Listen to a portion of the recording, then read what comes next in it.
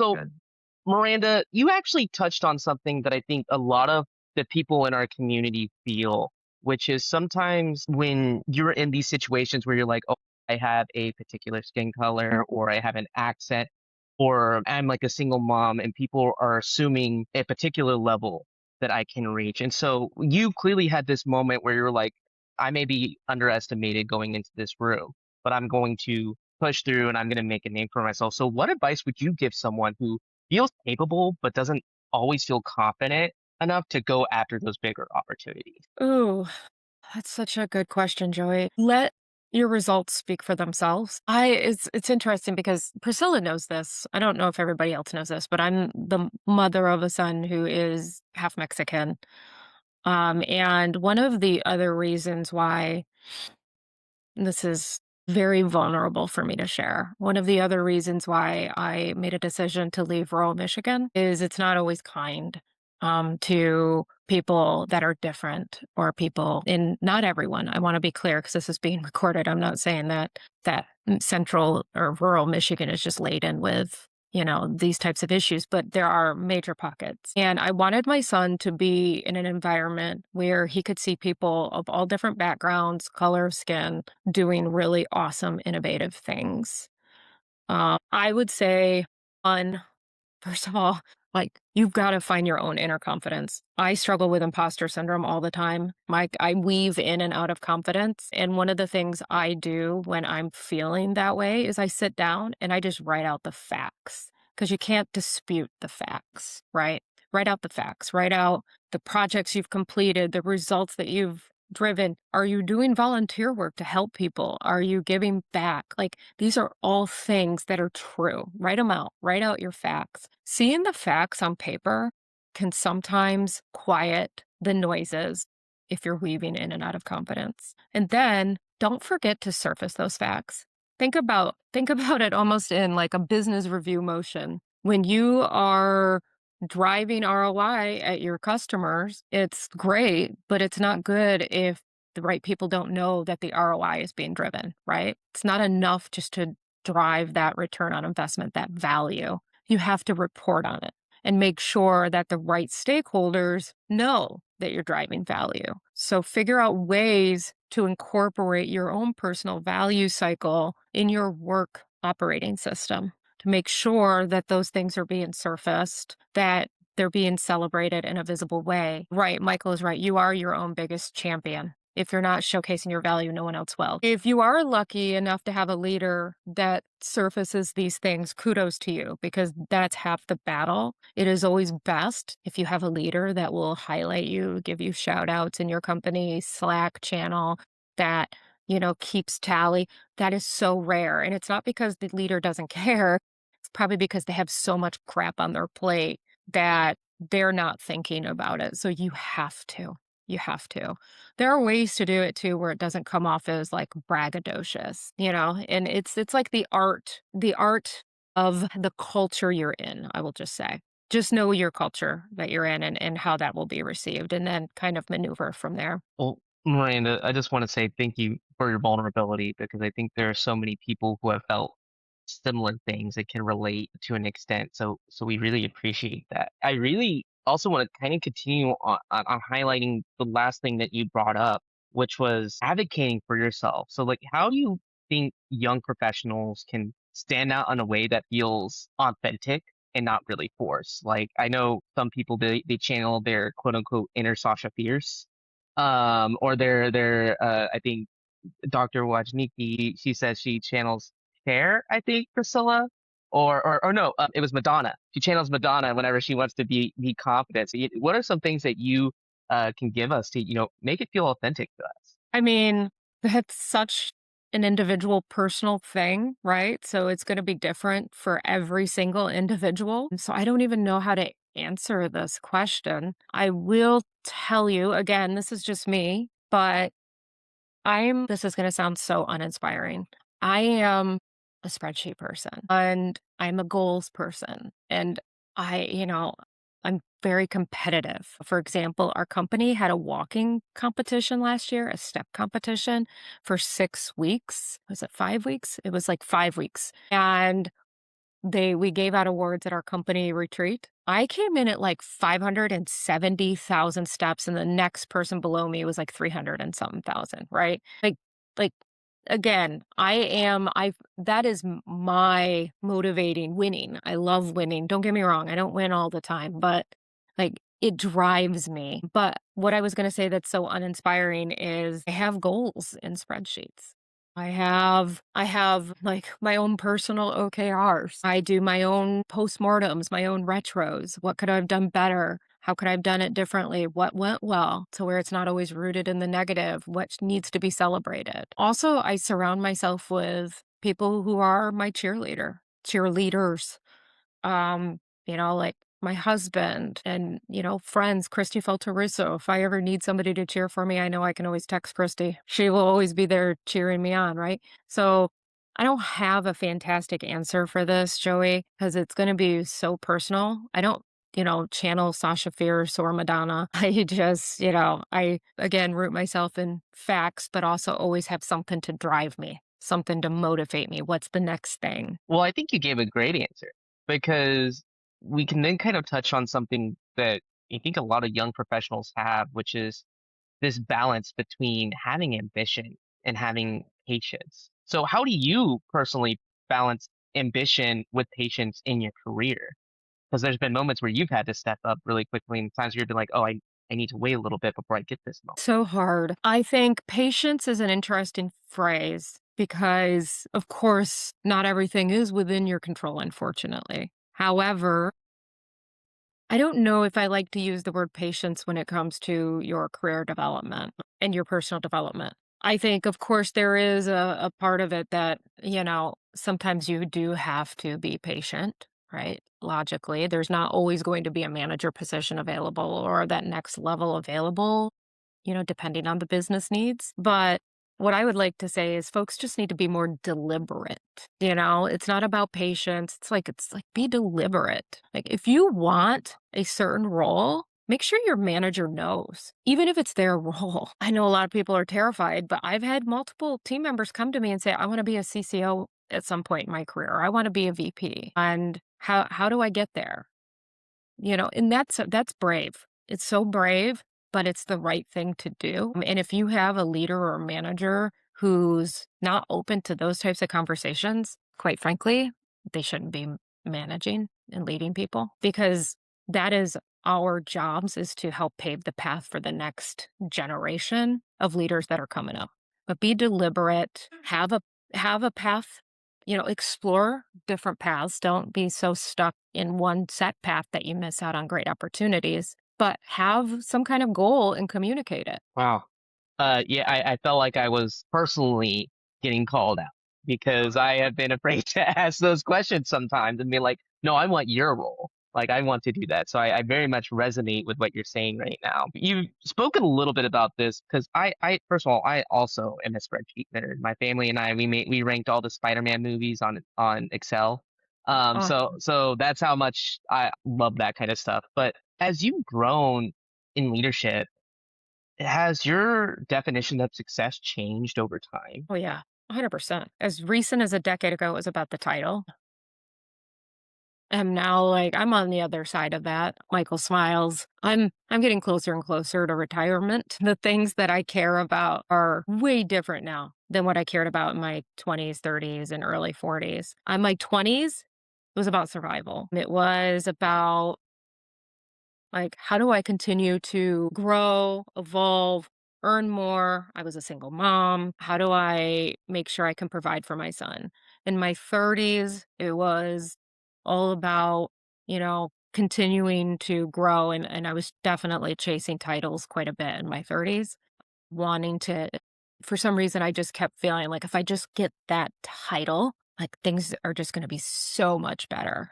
This is it. This is the pinnacle. And then I think it was in my late 30s, my early 40s, I've realized that what really drives me and motivates me is seeing others in my org or in my ecosystem continue to grow. Some of the proudest moments are seeing folks in my org promoted or getting salary increases. Matter of fact, like when I'm down, if I'm having a down day, which we all do, I'll go read my LinkedIn recommendations from my employees that have grown with me from being an IC to a manager to a director, or I gave them their first HR job or whatever it may be. That's what motivates me now. Yeah, so career progression looks different for everyone. Don't compare your journey to someone else's journey. It's going to be completely different. What motivates every human is different. What motivates me is probably different than what motivates you. Maybe you are somebody who is very motivated by the money, and maybe you have your own personal reasons, or you're very motivated by the title and you have your own reasons. That's not wrong. I'm not saying that's wrong. It's like, and I think it's good for us just to recognize that and be okay with that. If you're somebody who's like, I'm motivated, I want to make, a $500,000 a year. I'm just throwing a wild number out there. There's nothing wrong with having that as a goal at all. I personally, though, have said to, some more junior folks coming up, really find a purpose that feeds your soul and feeds your heart, because then you won't wake up every day feeling like you have to chase the next thing. And it makes a big difference. I love that. What were some of the lessons that you got from those people? Yeah, so for me, it's a lot different at Michigan. Those are the individuals that have really shaped and molded me. Here, though, in the Bay, in the San Francisco Bay Area, very lucky to have access to incredible humans doing incredible things from, and then incorporate that into your own ethos. But before we get into the Q&A, I just have one last question for you. So if you could give one piece of advice to this community about building a meaningful career, what would it be? I think we've kind of covered it, right? Like, really get into your why and what motivates you, and who you want to serve and how you want to serve. And once you are clear on who you want to serve, why you want to serve, how you want to serve, all the rest just becomes noise.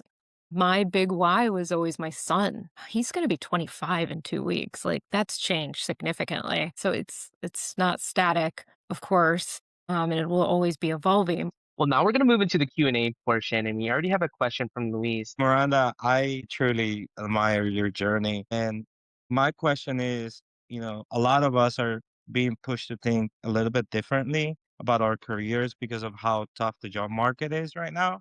I think it's the worst that I've seen in like decades. So for someone looking to move from corporate into entrepreneurship, what would you recommend as the best way to make that pivot? Ways. I am not an entrepreneur. I don't know if my advice would be valuable here. I hate to say it, but I have worked solely squarely within organizations now for my 27 plus year career. I have not gone out on my own. I do though want to acknowledge that it is a tough job market right now, probably the toughest that I've personally seen. And I was in the automotive industry in 2008. Okay, so I have some wounds that are very, very present seeing what's going on right now. And while I can't give you any tips about entrepreneurship, maybe Michael could give you some. I will say my biggest advice to folks is just be open to doing things that are outside your wheelhouse. Don't get so laser focused on just this is the path. And you'd be surprised sometimes, like, different paths will present themselves and give you opportunities that you didn't even know were there. I had somebody who had been doing customer success for a long time, but in a very specific field, serving a very specific industry. And customer success was completely decimated in that industry, but they ended up finding a sales role selling into that industry. Not where they ever thought they'd find themselves, but guess what? They don't hate it, and they have a paycheck. I mean, they have a paycheck, they're paying their bills. It's just sometimes you gotta go outside of the box and think about different paths that may be possible. And I get more than anyone probably realizes the idea of, oh my God, how am I gonna pay my bills? How am I going to make ends meet? I've lived it. I grew up really poor. I remember our electricity always getting shut off. We didn't have food sometimes. Like, I get this whole fear, and I know a lot of folks are going through it right now. So just say, open your heart and your mind.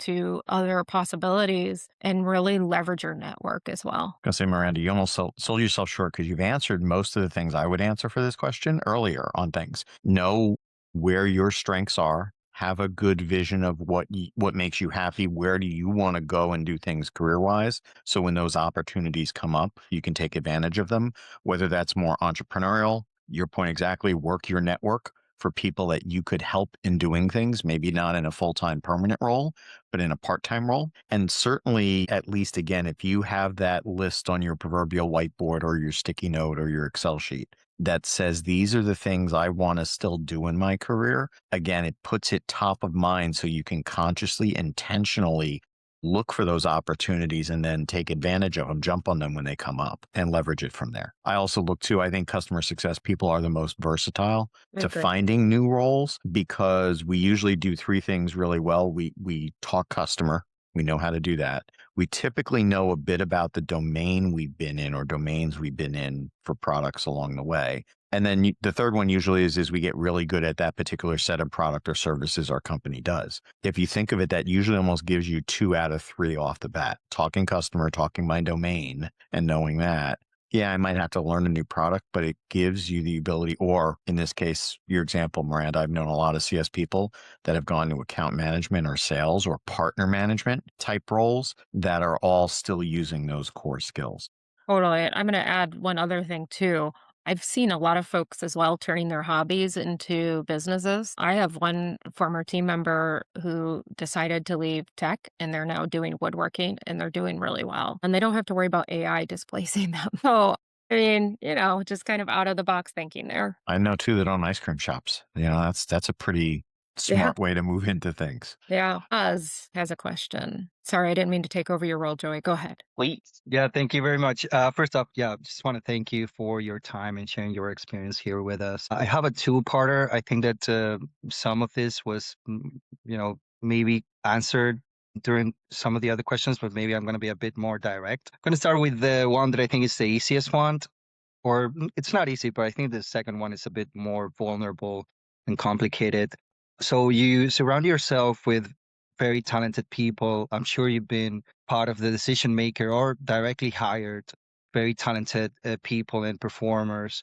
So I wanted to ask, what's the number one quality, that green flag that really moves the needle when you have two high performers, two very high talented people in the bucket and you need to make a decision? What really makes a difference? Oh my gosh, that's so relevant. You don't know how many times I've been through that, especially right now with the market so flooded with amazing, amazing talent. For me, it's being able to really visualize what it's going to be like to have this person on my team. So, on paper, if I have two people, all things are equal and they've made it through the interview process, it's who told the stories in a way that shows me what they're gonna bring on day one. So being very crisp on your storytelling and painting those pictures is crucial. When I interview personally, I always have a toolkit and I have a portfolio of things that I keep. I know my numbers from the last, 5, 10 companies. I keep it. I can talk through the steps that I did to take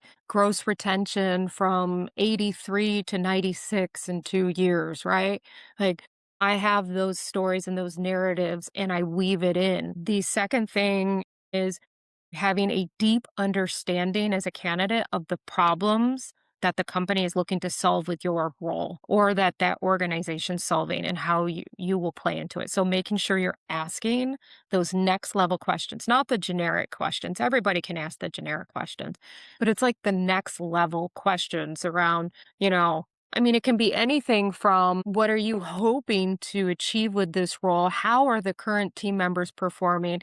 Is everybody hitting their gross retention, their net retention goals? If they're not, is there a plan? Like, what is the reason for it? Is there a plan to help, move that needle? Like, those curious next level questions show me that you're thinking in a way that's going to be additive to my org. Is that helpful?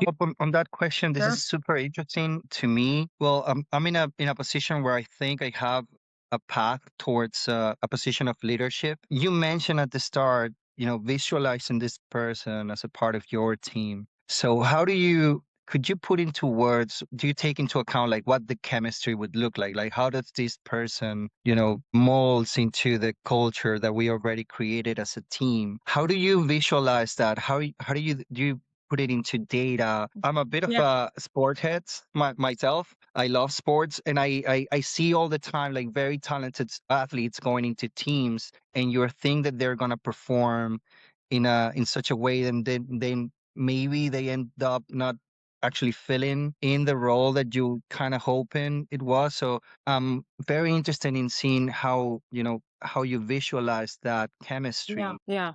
Yeah. I have so many thoughts here. I have hired multiple people multiple times and seen them perform differently at each company. So I had one team member who the culture kind of rejected them. They were fantastic at their role, but the culture rejected them. And I ended up helping them quietly exit and find their next role. I helped them find their next role. And then I hired them again and they, pardon my language, fucking killed it. Like, just killed it. The culture loved them. They became this beacon.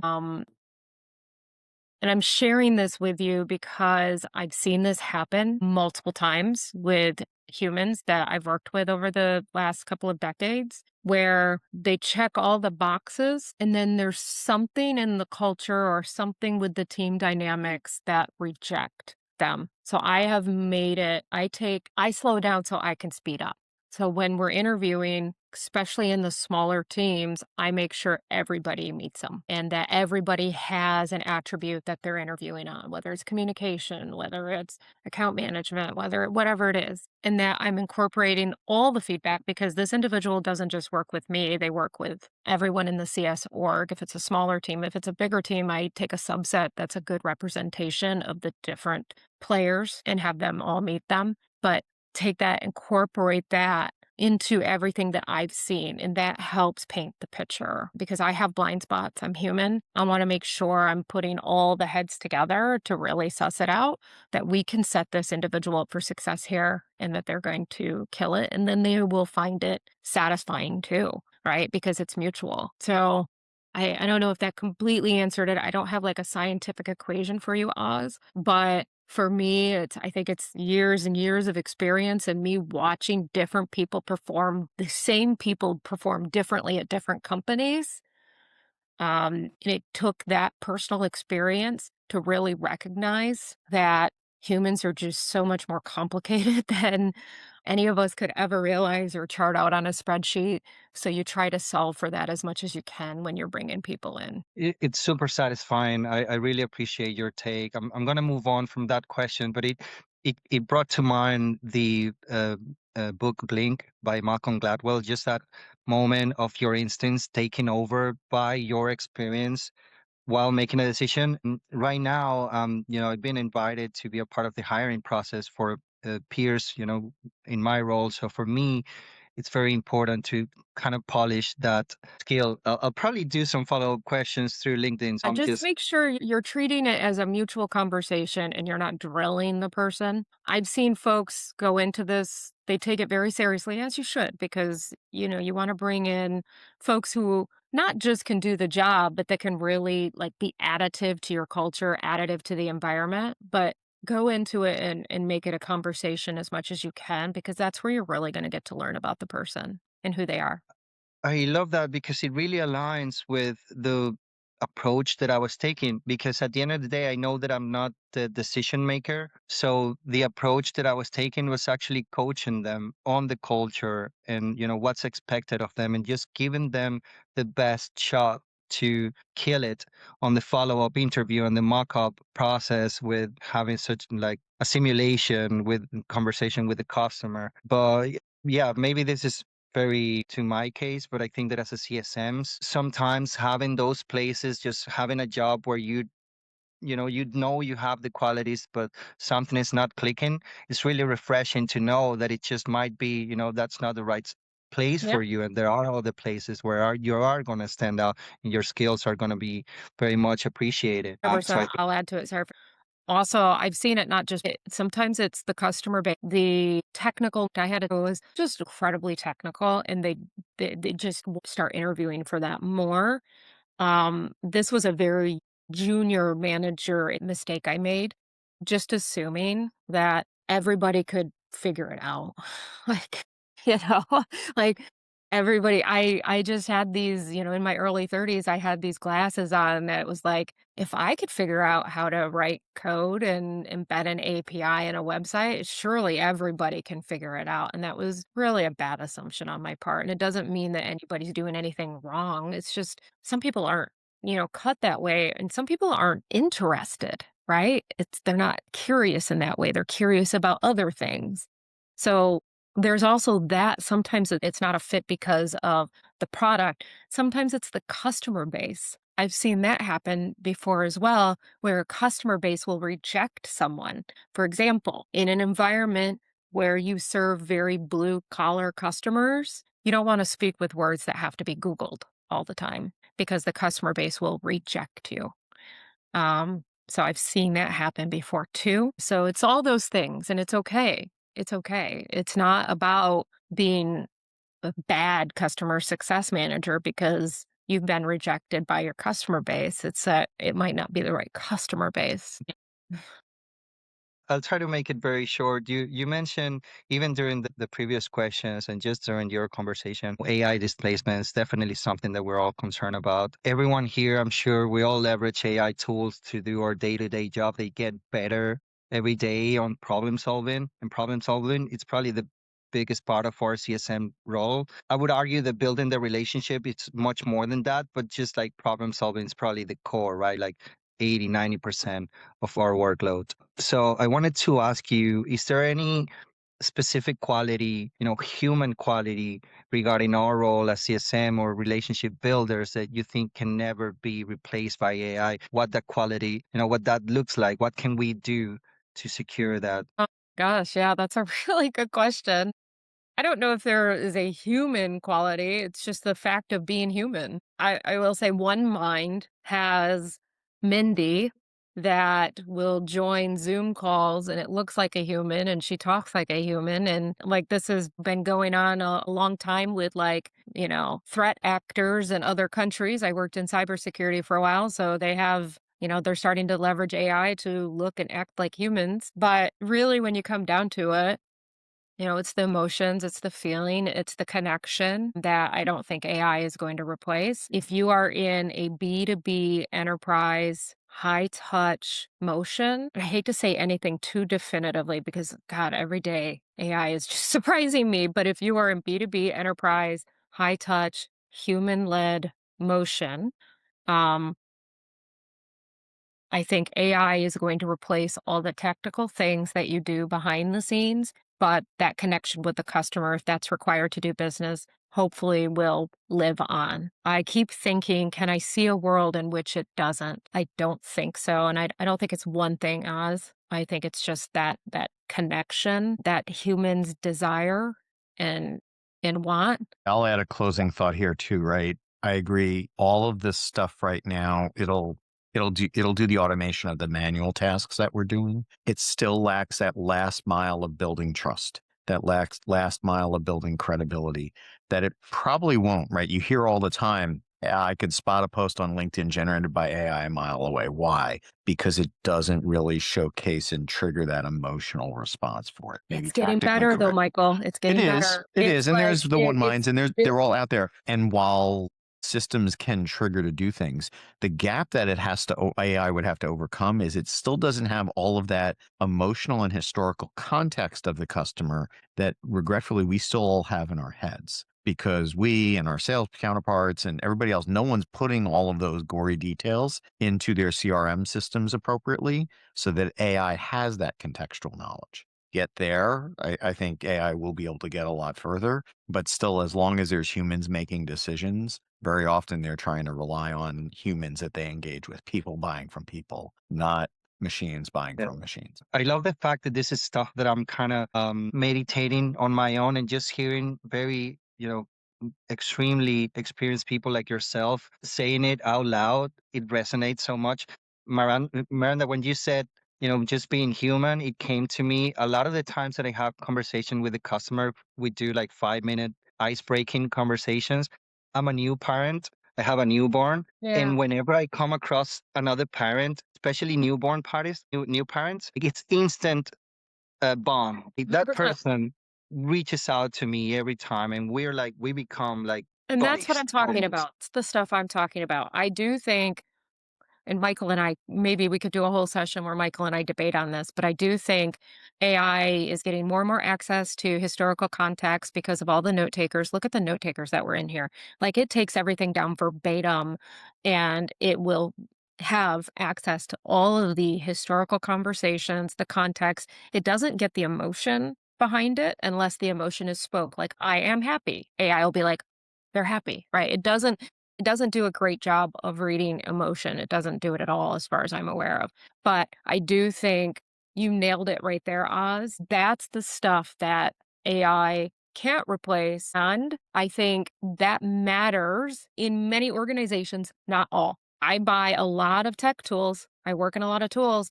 I don't want to talk to people all the time. I don't need my customer success manager all the time. I don't want to do business reviews. I'm the worst customer, just so you know. Like, I just want the stuff to work. I don't want to be bothered. And if I have a question, I'm okay with AI giving me the answer as long as it can do it quick, succinct, get me what I need, and I can move on. Right. But there are other types of people out there that aren't like me that do need that and do want that, and that will live on. And I think we have to end on that note. Yes, and I will say I don't think AI will ever be able to create a Miranda, and that is Ah, my claim here right now. So everyone, thank you for making this time. Miranda, thank you for taking additional time to answer these questions, and then just giving this to our community, the vulnerability, everything you've given is more than we could have asked for. So just thank you for taking this extra stuff, and we just really appreciate you so much. no, thank you. I love coming here and hanging out with you all. So thank you for having me. It's nice seeing you all today. Thank you, everyone. I hope y'all all have a great day. Bye bye. Bye. Thank you, Miranda. Of course, Happy thank you. Friday. Happy Have a Friday. good weekend. Too. Happy Friday, everyone. Bye bye.